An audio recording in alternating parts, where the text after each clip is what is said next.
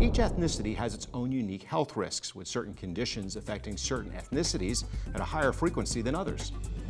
The National Library of Medicine reports that African Americans in general are more likely to be diagnosed with esophageal cancer, twice as likely as other ethnicities.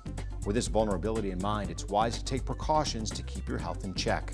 Dr. Hunyh of Advanced Gastroenterology and Surgery Associates tells us how to detect esophageal cancer and the importance of doing it at the first signs of discomfort. There are different ways of doing it. We can do it with salivary dilation, which is a plastic tube you can actually dilate. It's quite long and it has a taper end, so you will insert the tube into the patient's mouth with a guide wire.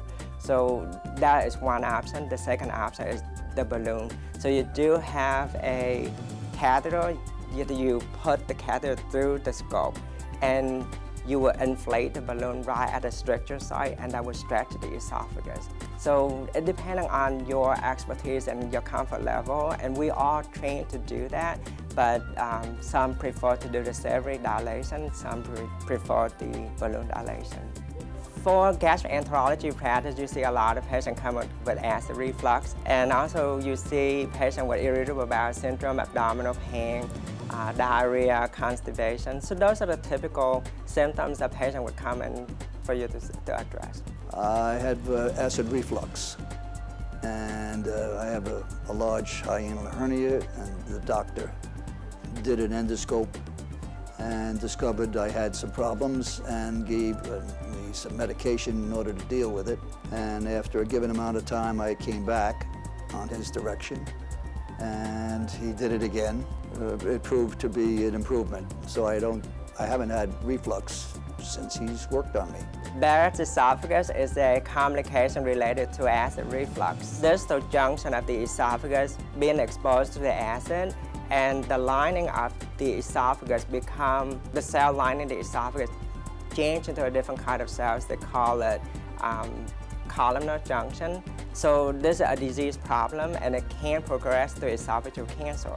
It is difficult because a lot of these patients, they come in, and with our food is so available nowadays, it is difficult recommending them how to follow the guidelines, but you try to talk to them as best as you can. And usually some of the food items that need to stay away from, like coffee, tea, caffeine beverages, tomato sauce, garlic, minty gum, chocolate, spicy food, anything that is fatty meals, then you need to stay away from that. With GI practice, you do have a lot of patients come in with difficulty swallowing, so it is one of the warning signs, especially for Caucasians, male older than 55 years old. If they have a long history of smoking, drinking alcohol, you want to make sure that they have no esophageal cancer. So the first thing to do is to do the endoscopy. It takes about 5–10 minutes to have the procedure done. And some of the patients, they just might simply have a manifestation from acid reflux. So with acid coming back into the esophagus, that can cause stricture of the esophagus, and they can have difficulty swallowing solid food. So during the process of doing the procedure, I will stretch the esophagus, and a lot of times that will help the patient with swallowing. A good day for me is when a patient come in and they're telling me that they have a positive response to any treatment that I have. If they come in complaining of acid reflux, and with my treatment they don't have that problem anymore, or they come in with difficulty swallowing, now they're able to eat, swallow, even eating steak. So that is a positive feedback for me, and that's just a motivation for me to even try harder to take care of patients. For more information on Advanced Gastroenterology and Surgery Associates and their services, please click the Ethnic Connection StoryLink icon on our homepage at yourhometownhealth.com.